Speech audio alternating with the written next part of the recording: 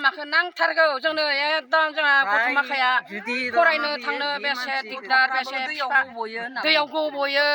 आरो बेखौनो थब्ल'नानै नागिर नागिर बेसे लाना फैयो जोंनो बे लामाखौ नांथारगौ होथारनांगौ सरकारा फैगौ बे मेसें बोथोराव जों बे लामा क्लियार खालामना होनांगौ दालां आलि फुजुलि सब दालां कालभार सब जाजोबनांगौ दिनैसिम बे लामा मोनसे गैया दै माबा गैया प्रब्लेम गैया कालभार गैया दै बाना बारसोमना थांनांगौ जायो कालभार गैया दालां गैया साइकेल लांनो हाया बे समाव दंफैयो आङो धेमाजि जिल्लानि सिङाव थानाय सिसिबरगाव गोदानै दाजानाय सिसिबरगाव समस्थियाव बे सिसिबरगाव समस्थिनो बेलगुरि गामियाव दंफैयो दिनै बे बेलगुरि गामियाव गोबां रायजो राजाफ्रा लामानि थांलाय फैलाय हान्था मेला जेंनाजों बिथांमोना मोगा मोगि जानो गोनां जादों जिथुनाखि लामाया गाज्रि जाय थाखाय गारि लांजाया बाइक लांजाया बे जायगायाव दिनै रायजोफ्रा बेहाय खौसे जानानै दिनै बिथांमोना सरकारनिसिम बिथांमोना दाबि दैखांबाय थादों आरो सिगांनिफ्रायनो दाबि दैखांबोबाय थादों नाथाय दिनैसिमबो बिथांमोननि जिथुनाखि जेंना बे जेंनाखौ दिनैसिमबो सरकारा सुस्रांना होआखै दा बे समाव आङो केमेरा पार्सन बिथांखौ आङो बे समाव बिथांमोनखौ दिन्थिफुंनो थाखाय खावलायदों जिथुनाखि लामानि थांलाय फैलाय हान्था मेलाखौ लोगोसेनो बेयाव गोबां रायजोफ्रा थुबुर जानानै दिनै दङ आं बे समाव जोंहा बेयाव आदा सासे दं आदानिफ्राय आं मिन्थिनो नाजागोन जिथुनाखि नोंथांमोननि लामाया दिनैसिमबो मोजां जायाखै आरो नोंथांमोना दै बारनो दिनैसिमबो दालां बेयाव बानायनो हायो बे बेलायाव मा बुंगोन मानगोनां जोंहा रिपर्टार बाबु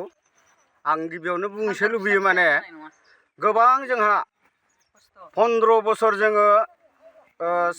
पन्सायत इलेक्सन लानानै एमएलए एमपि भट लानासिम जों दिनैसिम माने बहुद नाजादों आफादनि दैदेननायाव आफादनि थिननायाव देरहानांगौ सोरखौबा सोरखौ फेजेननांगौ बेबायदि प्रब्लेमाव जेंनायाव जोङो गामिनि जेसेबां रायजो राजा दङ जों बेखौ लानानै खौसे जानानै जों देरहाहोलांबाय दंमोन हमना ला 15 बोसोर गुबुननिफ्राय गुबुननो जों देरहाहोदों एमएलए हिसाबै नाथाय दिनैसिम बे लामा मोनसे गैया दै माबा गैया प्रब्लेम गैया कालभार गैया आरो थांलाय फैलाय फरायसालियाव थांनो थाखाय गोबां खस्थ' आरो जेनेबा दै बाना बारसोमना थांनांगौ जायो कालभार गैया दालां गैया साइकेल लांनो हाया बाइक लांनो हाया जोङो बेखायनो एबार जोंनि सिसिबरगाव समस्थियाव आफादनि बुंनाय हिसाबै माबानि थाखाय जोङो जिबन गगैनो देग्लायबो गोसो जादों देरहाहोगोन होननानै नाथाय बे जिबन गगै बिथाङा अननानै जोंनि बे जिथुनाखि जेंना 15 बोसोरनि जेंना जों भुगिना थानायखौ माने जोंखौ माने सल्भ खालामना होबा जों गोजोननाय थागोन इलेक्सनाव देरहायोब्ला जों आरो देरहाहोगोनबो गोसोआव दङ जेनबाथ' बेलेग खोथासै देरहानो हागौ बेखायनो जोङो एबार जिबन गगैनोनो गोसो जानानै जों सापर्टआव दङ आरो गोसोआव एबार जिबन गगैया जोंनि बे लामा 15 बोसोर 20 बोसोरनि प्रब्लेमखौ जाहाथे जोंखौ सल्भ खालामो आरो जिथुनाखि दा गोदानै दाजाबाय नङा सिसिबरगाव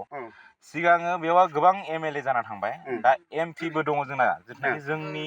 आनसलिकनि सिङावनो बिथांनि न'आ सिला बोथोराव दा प्रधान बर'आ बिथांखौ मा खावलायगोन दा बुंनो थाङोबा गासिबो जों जेनेबा गोसो गोथारैनो जों बिथांखौ जों सापर्ट होनानै देरहाखानाय बिथाङाबो 10 बोसोर देरहालांबाय एमपि भटआव देग्लाय एमपि लोगोसे प्लास देग्लाय अननानै जोंनि बे 20 बोसोर जों गोदोना थानाय गामि भयाम बेलगुरि गामिखौ अननानै लामाखौ होगोन आरो कालभार दलंफोरखौ बानायना होगोन बेखायनो आंनि गोसो गोरबोनिफ्राय बेलगुरि रायजो जानायनि आङो मोनसे गुरै खावलायनाय थाबाय आरो बिथांमोननि सायाव बेवहाय जोंहा आइजो माहारि बिथांमोनबो दङ आइजो माहारिनि खाथिसिम आं केमेरा पार्सनखौ लांनो थाखाय खावलायदों आइजो माहारिजों आं सोंनो सानदों जोंना बेयाव आइमोन दङ जेनाखि नोंथांमोना बे समाव एबार 9 एप्रिलाव 9 एप्रिलाव जेनाखि जोंना बिधान सभानि इलेक्सना जानो थांगासिनो दङ एमएलए इलेक्सना बेवहाय नोंथांमोना सोरखौ सायख'नानै देरहाहरनो सानदों जोंनोथ' नांगौना ए लामाखौ नांथारगौ जोंनो एकदम जोंहा गथ' माखाया फरायनो थांनो बेसे दिगदार बेसे दैयाव गब'यो आरो बेखौनो थब्ल'नानै नागिर नागिर बेसे लाना फैयो जोंनो बे लामाखौ नांथारगौ होथारनांगौ सरकारा बे लामाखौ बै मालाय हारिनो होदो जों बर'नो लामा दिनैसिमहालागैनो पाक्का लामा मोनसेबो जायाखै जोंनि लामाया जोंनो नांथारगौ बे लामाखौ जोङो बिनानै मोनदोंमोन एसे महतमोननि माबानि थाखाय जों मोनदोंमोन दा जोंनो बे लामाखौ कमप्लिट खालामना होनांगौ सरकारा ना होथारनांगौ जोंनो बे लामाखौ एबार बबे सरकारनो बिजेपिनो होगोन ना कंग्रेसनो होगोन नोंथाङा भटखौ एबार बेखौनोथ' रायजोआ सायख'नांगोन जोंना जिबन गगैया बिजेपिनिफ्राय गेलेदों बिथांमोननो सापर्ट खालामदों नामा नोंथांमोना बे समाव दंबावो जोंहा गोबां आइजोफोर दङ बिथांमोननि खाथिसिम लांनो खावलायदों दिनै ओरैजाय जोंहा ओरैजाय माबा दङ जोंहा मा होनो आयं सासे दङ बे समाव मा बुंगोन दे मा होनगोन जिथुनाखि गोदानै जोंना सिसिबरगाव समस्ति जाबाय बे बेलायाव जाय बिथांमोना MLA देरहालांगोन एबारो बिथांमोनखौ मा खावलायहरगोन नोंनिफ्राय आंनि खावलायनाय जादों बेनो माने जोङो आजि 15-20 बोसोर जाबाय खिन्थु गुबुनखौ देरहा होबाय माबाखौबो पदम बरुवाखौबो MLA आव देरहानाय सिगां खेबसे 5 बोसोर देरहानायाव जोङो बिनो आरनाय गांसे होलायदों 10-12 मानसि थांनानै बेखौ सासे इसोर बायदि खुलुमनानै जोंनो माबा मोनसे मोन्थाय होगोन होननानै आरनाय फालि गांसे होलायनानै जों बेनाव माबाखौ आवेदन होदोंमोन माने जोंनो लामा नांगौ जोंनि बे बिथोर जायगायाव बाङालि समस्तियाव बेसेबा हाब्रु दैब्रु जायगायाव बेसे लामा फुद्रायबाय फाखालि जाजोब्बाय जोंना मेन खाथिनि मानसिफोरासो बर'फोरा लामा दोंसे गैया ओरैबो गैया ओरैबो गैया ओरैबो थांबा फिसाफोरा दै बारसोमनो थाङो स्कुलाव नैबे सोनाब लामा मोनसे दङ सिलाबारि बारसोमनो थांनाय बेबो जा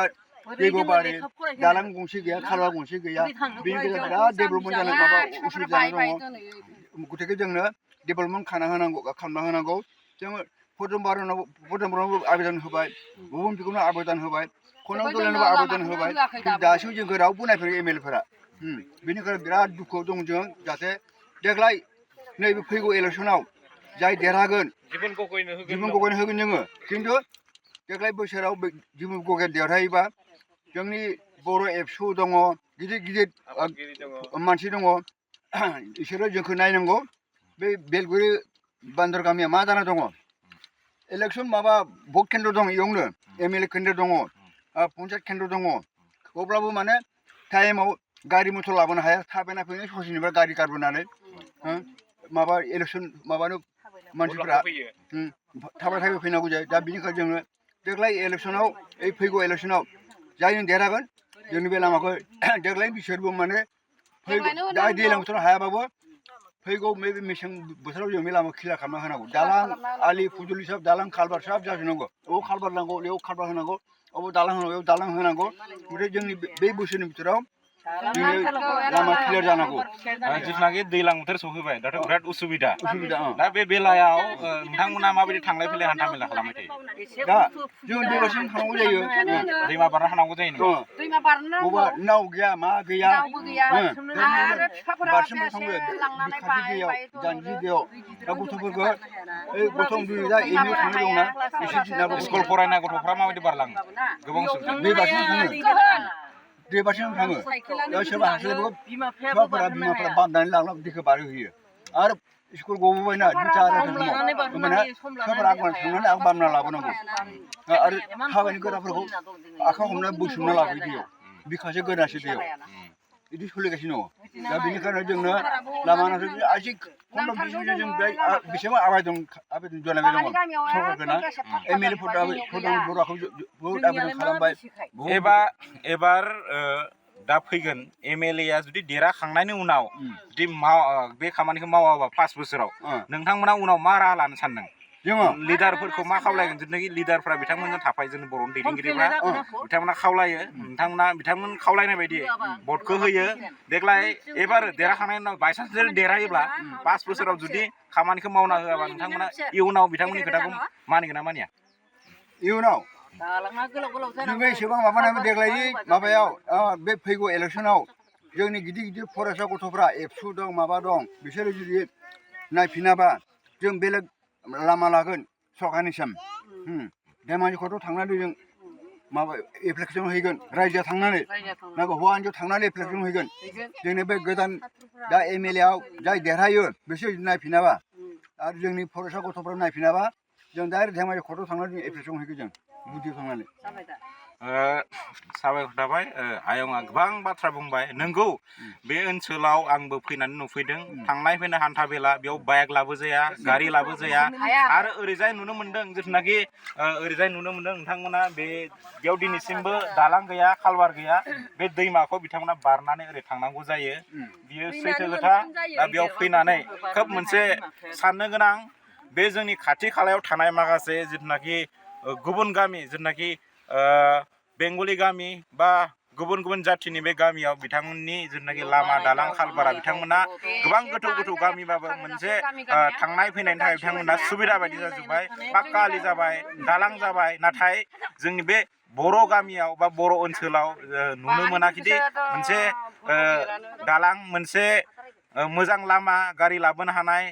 मोनसे दै बारनो हानाय मोनसे दालां दिनैसिम नुवाखै खालबार नुनो मोनाखै दा बेखौनो आं दिनै फोरमायबाय आङो बे समाव बड' लाइभ 24 नि जानानै खौरांगिरि बिनाराम बसुमतारी गोजोन्थों खुलुमबाय थेंक इउ